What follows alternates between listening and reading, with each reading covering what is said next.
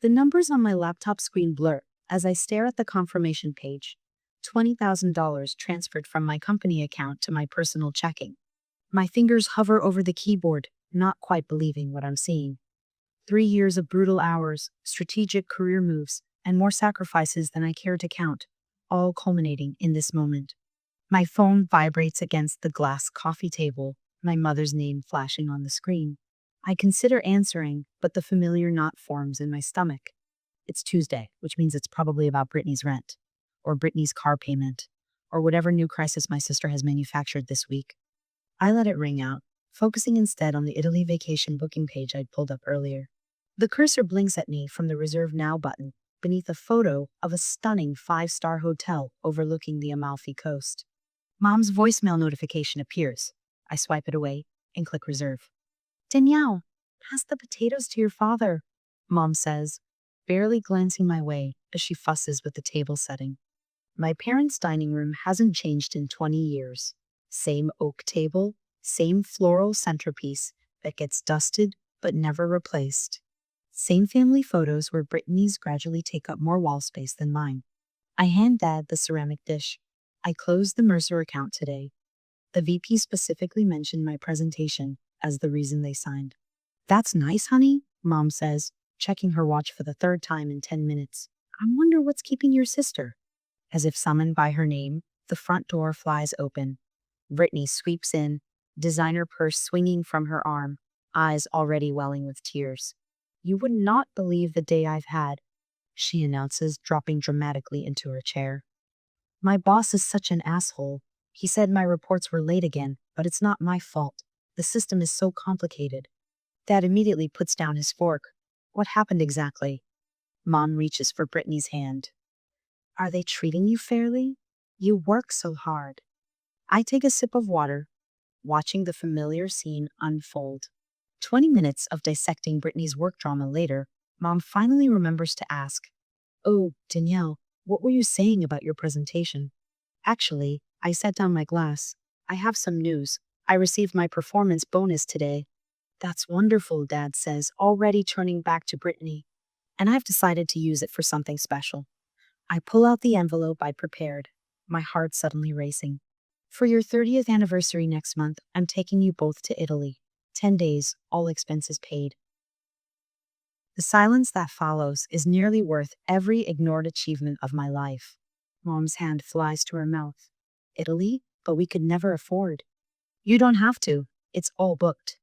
I slide the envelope across the table. 5-star hotel on the Amalfi Coast. Private tours of Rome, Florence, and Venice. A vineyard experience in Tuscany.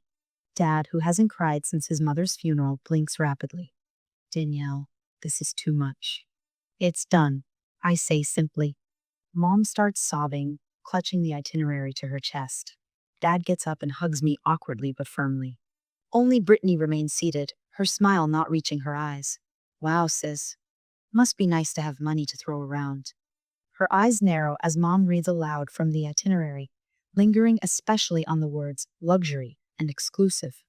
I can help with the planning, Brittany suddenly announces, reaching for the papers. I follow all these amazing travel influencers. I know exactly which Instagram spots you need to visit. It's all booked, I repeat, a note of firmness in my voice. Everything's confirmed. But you work so much, Brittany presses, her tone shifting to the one she uses when she wants something. Let me help take this off your plate. I have so much free time right now. Mom dabs at her eyes. That's so thoughtful, Brittany. Danielle, let your sister help, Dad adds, already sliding back into familiar patterns. She's good at this sort of thing. I force my lips into a tight smile, watching the first attempt at takeover unfolding before my eyes. The travel agent has handled everything, but thanks. Later, as Mom serves dessert, I notice Brittany's phone out under the table, her manicured nails scrolling through images of Italian villas far more extravagant than the hotel I've booked. When I return from the bathroom, I catch her photographing the itinerary papers, angling her phone to capture every detail. In the hallway, I pause at the sound of her whispered phone call. You'll never believe where we're going. We? As I walk back to the table, I hear Mom telling Dad, the trip Danielle and Brittany plan looks amazing. I haven't even opened my mouth to correct her when my phone pings. The screen displays an email notification that stops my heart. Confirmation of your cancellation. Hotel Poseidon, Amalfi Coast. I stare at my phone, blood draining from my face. What the hell? Brittany walks in from the hallway, a victorious smile playing at her lips. I found us something better, she says, sliding into her chair. You're welcome. I don't knock. The spare key Brittany gave my parents for emergencies fits perfectly in her apartment door lock. The metal is cool against my palm as I twist it with more force than necessary. Her living room smells like vanilla candles and entitlement. What the hell do you think you're doing? My voice sounds foreign to my own ears, raw and sharp-edged. Brittany sits cross-legged on her plush white couch, designer leggings perfectly coordinated with her crop top. Her laptop, no. My laptop screen displays my email account. She doesn't even have the decency to look surprised. How did you get into my account? I cross the room in 3 strides, slamming the laptop shut. Her fingertips barely escape being caught.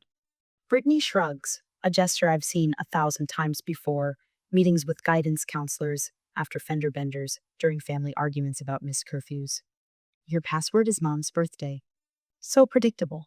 The violation hovers between us. She says it like she's commenting on the weather, like breaking into someone's private accounts is no more consequential than borrowing lip gloss without asking. You hacked my email. Hack is such a dramatic word. She rolls her eyes, reaching for her phone. I was helping. You're welcome, by the way. Helping? The word sticks in my throat. By canceling my hotel reservation? That boring hotel? Brittany springs up, suddenly animated. She grabs her tablet from the coffee table, tapping the screen with glossy nails. Wait till you see what I found instead. The tablet displays a sprawling Mediterranean villa, infinity pool glittering against a backdrop of jagged coastline. It's admittedly stunning, the kind of place influencers tag in sponsored posts. See? Brittany's voice rises with excitement. Private chef, dedicated concierge, daily housekeeping. So much better than that cookie-cutter hotel you booked. My eyes catch on the price at the bottom of the screen. 12,000 euros per week. Almost 8,000 euros more than my original booking. You can afford it with your fancy bonus. She waves dismissively at my expression. Don't be so stingy. It's for Mom and Dad's anniversary. That wasn't your decision to make. My hands shake as I grab the tablet. You had no right to access my accounts, cancel my reservations, or spend my money. Brittany's face crumples on cue, eyes instantly brimming with tears. It's a performance I've witnessed since she was 3 years old. The practiced wobbling lip, the perfectly timed sniff. I was just trying to make it special, she whispers, voice catching. You always have to control everything. Before I can respond, my phone buzzes. A text from Mom. Family meeting at our house. Now, we need to talk about the trip. 30 minutes later, I walk into my parents' living room and know immediately I've been set up. Mom's eyes are puffy from crying. Dad's arms are crossed defensively. Brittany sits between them on the couch, her hand resting protectively on Mom's knee. Danielle. Dad begins using the same tone he employed when I came home past curfew in high school. Brittany explained what happened. Mom leans forward. Why are you being so controlling? Brittany was only helping. The betrayal is so swift I almost stagger back. She hacked into my email and spent thousands of my dollars without permission. The villa looks amazing, Mom continues as if I hadn't spoken. We're so lucky to have both our girls planning this. Dad nods. It's a once-in-a-lifetime trip. Why not go all out? Looking at their expectant faces, a realization crystallizes. This isn't just about the trip. This is about the roles we've played our entire lives. The responsible daughter is expected to provide. The favorite daughter gets to decide how it's spent. Later that night, alone in my apartment, I scroll through Brittany's Instagram with growing fury. Her latest post shows the villa photo with the caption, "So excited to surprise my parents with this dream Italy trip. Number, best daughter ever. Number, Italian getaway." The comments flood in. You're such an amazing daughter. Your parents must be so proud. Can't wait for your Italy content. My phone pings with a notification. Brittany has tagged me in a post. With @Danielle Sullivan, my assistant in planning this gift. I'm still staring at the screen when another notification appears. Your reservation for Tuscany Vineyard Tour has been canceled. Followed immediately by, your reservation at Michelin, Starred La Pergola has been canceled. My fingers shake as I call the travel agent. Miss Sullivan? Yes, the agent says. Those experiences were replaced with a €2,000 Instagram photo shoot package at the Trevi Fountain. The customer who called specifically requested prime lighting hours and a professional influencer photographer. I'm about to respond when my phone pings with a credit card alert. Additional €5,000 charged from Milan Luxury Shopping Experiences. One more call confirms my suspicion. An exclusive shopping tour with personal stylist booked for Brittany and Mom. I sink onto my couch, the truth settling cold and heavy in my stomach. This isn't about Mom and Dad anymore, I whisper to my empty apartment. This is Brittany's vacation now. My phone pings again. The notification stops my breath. Your flight to Rome has been canceled. She wouldn't dare. But the airline representative's voice confirms what I already know. The cancellation was made 3 hours ago, Miss Sullivan. Would you like to rebook? My hands shake so violently I nearly drop the phone. A text from Brittany appears on screen. Family meeting tonight. We need to talk about your attitude. I stare at the message. A lifetime of yielding, apologizing, and accommodating flashing before my eyes. But something else rises within me. Something that's been building since I watched her photograph my itinerary. Something that hardens as I realize I'm about to be uninvited from a trip I paid for. I know something's wrong the moment I step into my parents' living room. 3 faces turn toward me with that carefully orchestrated look of concern I've seen 1,000 times before always when Brittany needs something I have. Mom's fingers twist nervously in her lap. Honey, we've been talking. Dad clears his throat, eyes darting to Brittany, then back to the floor. This trip should be stress-free for everyone. Brittany sits between them on the couch, legs crossed, designer sneakers bouncing slightly. She can't quite hide the triumph in her eyes, though she's draped her face with an expression of practiced concern. I remain standing, my body suddenly cold. What's going on? Brittany leans forward, placing her hand on Mom's knee. We think it's best if you don't come to Italy. The words hit me like a physical blow. For a moment, I can't breathe. The trip I paid for? My voice sounds distant, like it belongs to someone else. The trip that was my gift? Brittany's eyes widen with rehearsed innocence. You've been so controlling about every little detail. It's not healthy, Danny. She says my nickname like we're conspirators instead of adversaries. And let's be honest, you work so much anyway. You probably can't even relax properly. My parents shift uncomfortably on the couch, but they nod. Actually nod. Did you cancel my flight? The question comes out sharper than I intended, but the pieces are falling into place now. Brittany laughs a light, airy sound that has always preceded her worst behavior. You'll thank me later. You need to learn to let go. Brittany thought it would be easier this way. Mom offers weakly, not meeting my eyes. Dad says nothing, his gaze fixed on the coffee table where Brittany has spread out printed itinerary share versions, not mine. His silence tells me everything I need to know. The reality sinks in, cold and absolute. My own family has uninvited me from a trip I paid for, planned, and gifted.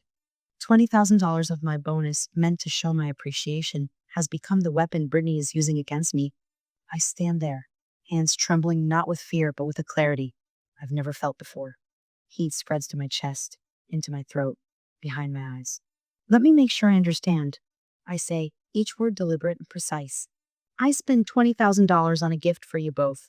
I look at my parents, who at least have the decency to squirm. Brittany hijacks it, spends thousands more of my money. My sister's smile falters slightly. And now, I'm uninvited from my own gift? Mom opens her mouth, closes it. Dad shifts in his seat. Brittany stares back defiantly, chin raised. The silence confirms every suspicion I've ever had about my place in this family. Without breaking eye contact with Brittany, I pull my phone from my pocket. The room goes still as my fingers move across the screen, navigating to the travel app. What are you doing? Brittany asks, the first flicker of uncertainty crossing her face. I look up, meeting her eyes directly. Canceling your flight. She lunges across the coffee table, knocking over a vase of flowers. You can't do that. I step back, holding my phone out of reach. I just did. The confirmation tone chimes from my phone. Brittany freezes, her face contorting in disbelief. That's my flight back to Rome, I say, my voice steady despite the adrenaline surging through me. Just change the name. You wouldn't dare. Brittany's voice rises to the pitch that usually sends our parents scrambling to appease her. I turn to face them, feeling taller somehow. I paid for this trip. It's my gift. The words come out stronger than I've ever spoken to them before.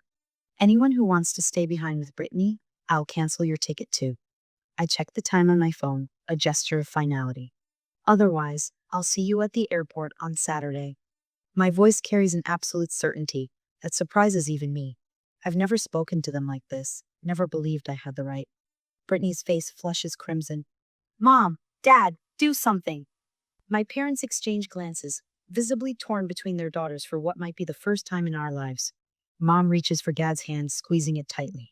Maybe we should all calm down. Mom begins, her voice wavering. I'm already walking to the door, keys in hand. Let me know by tomorrow. The door closes behind me with a soft click that feels more final than a slam. For the first time in my life, I've walked away from family drama instead of trying to solve it. Brittany's scream pierces through the door, followed by the crash of something breaking. The familiar sounds fade as I walk to my car, my steps lighter than they've been in years. My hands are still shaking when I slide into the driver's seat. I grip the steering wheel, drawing in deep breaths as the reality of what I've done sinks in. My phone rings unknown number. I ignore it. A text notification appears instead. You'll regret this, I promise. I block the number, then straighten my shoulders, adjusting the rearview mirror. Looking back at me seems different, somehow eyes clearer, jaw firmer. This isn't over yet, I whisper to myself, turning the key in the ignition. But for the first time in my life, I'm not afraid of what comes next. My heart hammers against my ribs as I scan the airport terminal, rolling carry-on gripped so tightly my knuckles blanch white. Part of me still expects to find only empty seats where my parents should be waiting. Then I spot them.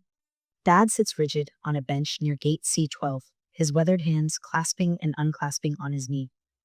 Mom fidgets beside him, checking her phone for what must be the 100th time. Their luggage forms a protective barrier around them, overpacked as usual. They came. Our eyes meet across the crowded terminal. No words needed. Their presence is choice enough. The knot in my chest loosens slightly. Your sister isn't speaking to any of us now, Dad says when I reach them, his voice gruffer than usual. Mom clutches her purse. I hope she'll be okay alone for 10 days. I swallow the reflexive urge to reassure her. For once, Brittany's comfort isn't my responsibility. On the flight, Dad checks his phone until the flight attendant insists he switch to airplane mode. Mom's fingers drum nervous patterns on the armrest as we take off. The tension is palpable. But as hours pass at 35,000 feet, something shifts. How's the new marketing campaign going? Dad asks during the meal service, catching me mid-bite. I blink, momentarily disoriented by his genuine interest. Actually, really well. We're seeing a 40% increase in engagement. That's impressive. His eyes don't wander to his phone as I explain the strategy. An hour later, I glance over to find Mom fast asleep. Her face relaxed in a way I haven't seen in years. No furrowed brow, no tense jaw, just peaceful. Dad notices my stare. First time she slept on a plane, ever. The realization washes over me as I watch them. Brittany's absence changes everything. Miss Sullivan, we're delighted to welcome you and your family. The hotel manager's smile is warm as he hands over our room keys. Your suite has been prepared with the champagne you requested. My parents gawk at the grand lobby, with its soaring ceilings and marble floors. When we enter the suite, Mom gasps at the sweeping view of rum spread out below our balcony. This is. Dad trails off, words failing him. That night at dinner, no one interrupts with complaints about the menu or demands the waiter take group photos from multiple angles. We simply eat, drink excellent wine, and talk. I forgot how nice it is to just eat and talk, Mom says, a hint of wonder in her voice. Dad actually laughs a deep, genuine sound I barely recognize. I can't remember the last time I heard it. The next morning, my phone practically vibrates off the nightstand. 12 missed calls from unknown numbers. I check social media and my stomach drops. Brittany's Instagram story shows her in dramatic tears. Abandoned by my family on our parents' anniversary. The betrayal is unimaginable. Her Facebook post has already garnered dozens of sympathetic comments. My sister manipulated our parents and stole our family trip. Please pray for me during this difficult time. 3 cousins, 2 aunts, and several of my parents' friends have already messaged me with variations of what's going on and is everything okay with your family? When I show my parents, Dad's jaw tightens. She's always been dramatic, but this is too much. Mom stares at the phone, shoulders slumping. Then she straightens, a resolve I rarely see hardening her features. Not dealing with this on vacation, Dad mutters, deleting the Facebook app from his phone. Mom follows suit, powering hers off completely. For once, I just want to enjoy this beautiful place. Our first day touring Rome passes without constant photo stops or complaints about the walking distance. No one demands we reroute to a specific cafe seen on a celebrity's Instagram. As we pause at the Trevi fountain, Dad takes a deep breath. I forgot what it's like to go somewhere without managing a crisis. Mom slips her hand into his. This is the most relaxed I've felt in decades. The guilt in her admission is palpable, but she doesn't take it back. The hotel phone's shrill ring jolts me awake at 3 a.m. My heart leaps to my throat as I fumble for the receiver. Miss Sullivan? The front desk clerk's voice is apologetic. Emergency call from United States for Mr. and Mrs. Sullivan. My parents are already awake, exchanging knowing glances across the darkened room. Mom takes the phone, her voice surprisingly firm. Hello, Brittany? Even from feet away, I can hear my sister's histrionic sobs. I'm in the hospital. Nobody cares. Come home now. Mom's spine straightens. What hospital, Brittany? We'll call them directly. A pause. Brittany's voice shifts, excuses tumbling out. 2 just left, the doctor said. Dad takes the phone. We'll talk when we get back. The finality in his tone is unlike anything I've ever heard from him. He hangs up despite Brittany's escalating cries. Mom's eyes glisten with tears, but they're different somehow. We've enabled this for too long, haven't we? I nod silently, afraid to break the moment with words. The vineyard stretches before us in undulating waves of green. The Tuscan sun bathes everything in golden light as our guide pours another glass of Brunello. The tour I'd originally booked, the one Brittany canceled, has been gloriously restored. The stress lines around Mom's eyes have softened, and Dad hasn't mentioned his blood pressure medication in days. At a Michelin-starred restaurant overlooking the Arno River that night, Mom actually cries when the waiter presents her handmade pasta. It's just so beautiful, she whispers, unabashed at her emotion. Dad reaches across the table to grasp my hand. I can't remember the last vacation without a meltdown. Our family photos show genuine smiles now, not the strained performative ones I'm used to seeing. I watch my parents become people I barely recognize without Brittany's shadow. On our final night in Italy, I slip out onto the balcony of our Venice hotel after my parents have gone to bed. The moonlight dances on the canal below, and for once, I feel completely at peace. My phone chimes with an email notification. My boss's name appears in my inbox. Subject line: concerning behavior and professional misconduct. My heart stops as I open it. We need to discuss the inappropriate messages sent from your account to several key clients last week. I grip the balcony railing, the cool night air suddenly insufficient. The vacation might be ending, but Brittany's revenge is evidently just beginning. I rush through the revolving doors of Sullivan Tech Monday morning, caffeine barely touching the jet lag that clings to me like a shadow. The fluorescent lights feel too bright after 10 days of Italian sunshine. Something's off. Conversations halt as I pass. Eyes dart away when I look up. Good morning, I say to Melissa, my assistant. Her smile stretches too thin across her face. Welcome back. She shuffles papers on her desk. Ted wants to see you, right away. My stomach drops. Ted never wants to see anyone right away unless quarterly numbers are tanking or someone's getting fired. The walk to his office feels endless. Dana from HR stands outside his door, clipboard clutched to her chest like armor. My pulse quickens. Danielle, Ted gestures to the chair across from his desk. We need to discuss the emails sent to clients last week. Dana places a stack of printouts in front of me, my name and company signature block at the bottom of each one. The words above them are nothing I would ever write. I'm so over this project. If you want to pay these ridiculous rates, whatever. Can't meet this week. Family drama, you know how it is. Not my problem if your deadline slips. Maybe if your team actually knew what they were doing, we wouldn't be in this mess. My fingers go numb. I didn't write these. Ted leans forward. They came from your account. I was in Italy. I didn't access work email at all. You approved the complete disconnect. My voice sounds calmer than I feel. Dana slides another paper across the desk. It pulled the access logs. These messages were sent from your account, but from an unrecognized device. I scan the document, the critical information jumping out at me. Login location, me parents' home IP address. Timestamp exactly when I was on a private boat tour of Venice. Ted's expression softened slightly. Someone accessed your work account without authorization. The pieces clicked together with sickening clarity. Brittany, my work laptop, the backup one I keep at my parents' house for emergencies. She'd been in my email before. Of course she'd try again. We can request security footage from the building, I say. Visitor logs. 2 hours later, I stare at the grainy image on the security team's monitor. Brittany smiling brightly at the front desk, receiving a visitor badge. Timestamp. Last Tuesday, 2:14 p.m. We found this too, says Marcus from IT.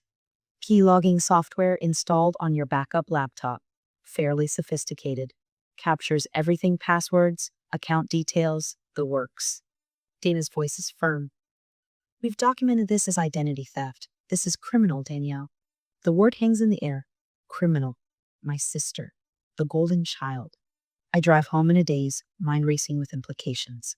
My apartment door is unlocked. I freeze, then push it open slowly, hand hovering over my phone, ready to dial 911. Brittany sits on my couch, mascara streaked down her face. I haven't seen her since Italy. She looks smaller somehow, her designer outfit wrinkled like she's been wearing it for days. They're saying I could be arrested, her voice cracks. You have to tell them it was a misunderstanding. I set my bag down carefully, keeping the kitchen island between us. It was identity theft and corporate sabotage. Don't be so dramatic. She flicks her hand dismissively, but I catch the tremor in her fingers. I was just checking your email. How was I supposed to know it would be such a big deal? You sent messages to our biggest clients pretending to be me. You weren't responding to my texts. What was I supposed to do? Get out of my apartment. Now. She stands, switching tactics. Tears flow on command. Danielle, please. I could go to jail. Is that what you want? Your own sister in jail? A knock at the door interrupts her performance. My parents stand in the hallway, faces drawn with worry. Dad steps in first, Mom hovering behind him. We got your message, Dad says. Both of you need to calm down and... She's trying to have me arrested, Brittany shrieks, performance escalating instantly to 11. After everything I've done for this family. What have you done exactly? The words escape before I can stop them. Besides, take and take and take. Brittany's mask slips. Her face contorts with naked rage. You've always had everything handed to you. I deserve what you have. Mom gasps. Brittany, that's not... Mom and Dad always loved you more. This was supposed to be my trip. Spittle flies from Brittany's mouth. Everyone was happier when you weren't around. I watch my parents' faces as they hear the unfiltered truth for the first time. The shock, the disbelief, the slow, dawning recognition. Brittany lunges toward me, hand raised. Dad moves with surprising speed, catching her arm before she can reach me. He's never physically restrained her before, never needed to. Stop it, he orders, voice firm. Now. What has happened to you? Mom whispers, hand pressed to her mouth. Brittany's expression cycles rapidly: rage, calculation, then the familiar manipulation. Tears flow as she collapses against Dad's restraining arms. If you don't help me, I'll lose everything, she sobs. Don't you care about family? I've heard this line 100 times. It always works. I brace myself for the inevitable capitulation. Instead, Dad straightens his shoulders. This isn't Danielle's problem to fix. Brittany freezes mid-sob, caught off guard. Mom steps forward. We won't be bailing you out this time. Brittany's head whips between them, disbelief etched in every feature. Where am I supposed to go? What am I supposed to do? Dad releases her arm, stepping back. Something you should have done years ago. Take responsibility. The words hang in the air, as impossible as snow in summer. My parents exchange a look I've never seen before, unified, determined. Dad takes Brittany's elbow, guiding her toward the door, while Mom gathers her purse from the couch. We'll take her home with us for tonight, Dad says over his shoulder. Figure out next steps tomorrow. Before they leave, Dad presses something into my palm. My spare key, the one I'd given my parents years ago for emergencies. The one Brittany had obviously taken. Mom pauses in the doorway. We've been blind for so long, she whispers, eyes brimming with tears. Dad's jaw tightens. Italy opened our eyes. The door closes. For the first time in memory, I'm alone in my apartment with the absolute certainty that Brittany isn't my problem to solve. 20 minutes later, my phone pings with a text from an unknown number. They'll choose me again eventually. They always do. And then, this isn't over. Family is forever, sis. I set the phone down on the coffee table, neither blocking the number nor responding. The silence of my apartment wraps around me like a blanket. What happens next? I whisper to the empty room. Sunlight streams through the windows of my apartment, casting warm rectangles across the hardwood floor. 3 months have passed since the door closed behind my parents, with Brittany on the other side of our lives. The silence that followed wasn't emptiness, it was peace. More coffee? Mom asks, holding the carafe over my cup. Her smile reaches her eyes now. Something I'd forgotten was possible. Please. I push my mug toward her. Sunday brunch has become our ritual. Something simple, yet unimaginable. 6 months ago. Dad folds the newspaper he's been reading. Your sisters joined some wellness company, he says, his voice steady when mentioning Brittany. No tension ripples through the room. Selling supplements on Facebook. Calling herself a nutrition coach now. Mom doesn't flinch at the mention of her younger daughter. Instead, she just nods and passes Dad the plate of croissants. Dr. Levine says that's typical. New identity, new scheme. The family therapist's business card is still magnetized to my refrigerator, next to the announcement of my promotion. 8 sessions together, plus the individual ones I still attend bi-weekly. The work has been hard, but necessary. On my credenza sits a framed photo from Christmas, just the 3 of us in matching pajamas, looking slightly awkward but genuinely happy. No dramatic entrances, no tearful scenes, no walking on eggshells. Dad's blood pressure medication has been reduced, and the constant crease between his eyebrows has softened. I signed up for that watercolor class at the community center, Mom says, buttering her toast. The one I've been talking about for years. I'm about to respond when Mom's phone rings. She checks the screen, unknown number, and her eyes meet Dad's, then mine. We all know before she answers. Hello? Mom's voice is neutral as she puts the call on speaker. Mom? Brittany's voice sounds weak, fragile. The doctor's found something. I need to come home. The familiar script begins to play, but this time nobody rushes to panic stations. Mom's hand doesn't tremble as she asks, which hospital? We'll call them directly. A pause. They're running more tests next week. Brittany stammers. But I need to come home now. The stresses. Dad reaches for the phone. When you have actual medical documentation, call us. He ends the call, despite Brittany's rising pitch on the other end. Mom doesn't cry. She simply nods with the certainty of someone who's finally seen the truth. She'll try again with something new. She always does. My work therapist says these patterns can continue for years. I say, pouring more coffee. It's not about the content of the crisis, it's about maintaining control. Dad sighs. The support group I joined for parents of, well, manipulative adult children, they say the same thing. Mom reaches into her tote bag and pulls out a book with a dog-eared cover. Boundaries? When to say yes? How to say no? This may never completely end, she admits, but we can choose how we respond. We raise our coffee mugs in a toast to next weekend's cabin trip. Mom starts describing her plans for her upcoming birthday, while Dad mentions his retirement timeline, now possible without constant financial emergencies.